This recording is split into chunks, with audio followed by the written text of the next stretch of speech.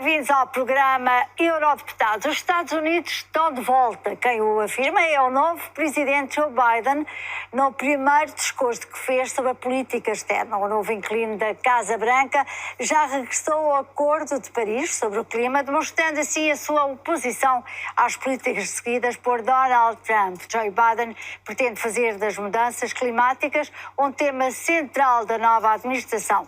Quanto à política externa, quer que o seu país se envolva mais nas causas da democracia e dos direitos humanos, um aviso à China, o mais sério concorrente dos Estados Unidos. Isabel Carvalhais, havia também um problema entre a Europa e os Estados Unidos, uma guerra comercial com Trump. Essa guerra vai, de certa maneira, ser apaziguada com a chegada do novo inquilino da Casa Branca? Eu julgo que é muito importante nós percebermos que Joe Biden tem aqui uma tarefa extremamente difícil. Estes 4 anos não são irreversíveis, mas são 4 anos que danificaram muito alguns dos pressupostos fundamentais dos equilíbrios internacionais. Por exemplo, a relação de confiança.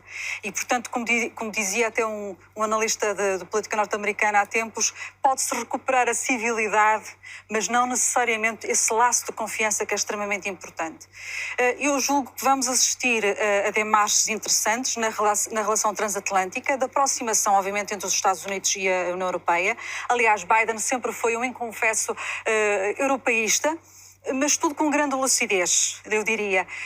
Há um aspecto já agora muito importante. Eu julgo que muito daquilo que vai ser a posição dos Estados Unidos e da própria União Europeia passará por aquilo que vão ser os comportamentos em matéria de comércio internacional. E há alguns dias atrás ouvimos, eu cheguei a ler, se bem que ainda não está confirmado, porque isto é, em princípio, uma intenção da presidência da União Europeia, portanto da Comissão Europeia, aliás, da Ursula von der Leyen, de criar uma espécie de interregno de suspensão das sanções aos Estados Unidos durante 6 meses e suponho que seja quase como um ato de boa vontade no sentido de reatar relações novas com os Estados Unidos e também, e isto é um aspecto muito interessante, também para marcar aqui a posição da União Europeia, no sentido de dizer estes 4 anos transformaram muito a nossa relação, não estamos de candeias às avessas, passo a expressão, não estamos de costas voltadas de maneira alguma, mas nós agora também vamos estabelecer mais os termos, ou seja, isto é negociação, quem é o primeiro a avançar, digamos, fica sempre em vantagem, porque não tem que ser reativo.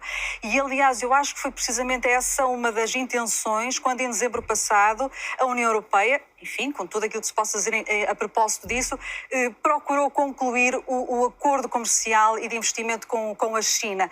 Precisamente, noutros tempos isto não teria acontecido. Ter-se esperado que o novo inquilino da Casa Branca assumisse funções. Estávamos a escassas semanas disso acontecer.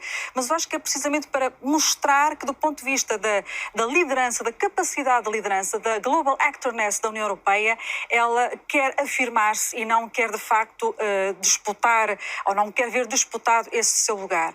Isto porque os Estados Unidos vão continuar a ser muito importantes como parceiro da Europa, sobretudo nessas questões que há pouco referia, muito importantes, da defesa da democracia, dos direitos humanos, mas a China, neste momento, como nós sabemos, é um parceiro extremamente importante, quer da União Europeia, quer mesmo até dos Estados Unidos, enfim, não necessariamente... Exatamente.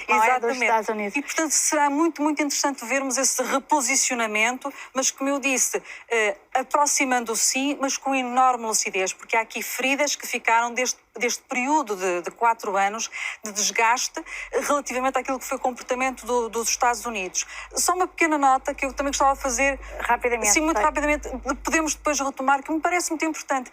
Que eu julgo que é muito ilustrativo aquilo que os Estados Unidos estão a procurar fazer agora com Biden relativamente à reentrada na Organização Mundial do Comércio. Eu acho que podemos explorar um bocadinho isso, porque eu julgo que será sintomático daquilo que serão as demarches dos Estados Unidos no sentido de recuperar, por exemplo, o multilateralismo. E este acordo suspenso, o acordo de comércio entre a Europa e os Estados Unidos, Biden disse uma coisa que era muito interessante, temos que comprar americano. E pediu a todos os americanos que comprassem norte-americano. Que há aqui uma contradição, de certa maneira, não é? Este protecionismo é sempre muito americano e é reforçado também. É muito interessante ter feito essa referência, porque de facto um dos slogans de Biden é Buy American. Buy American. Não é o American First, mas anda por lá, no sentido que nós não podemos esquecer que a política externa dos Estados Unidos sempre foi assim, não há de ser agora diferente. Sempre foi muito marcada por aquilo que são as condicionantes da sua política interna, dos seus problemas internos. E neste momento, os Estados Unidos são uma sociedade altamente polarizada, com uma grave crise social. E é muito importante que nós não estigmatizemos, por exemplo, as pessoas que invadiram o Capitólio.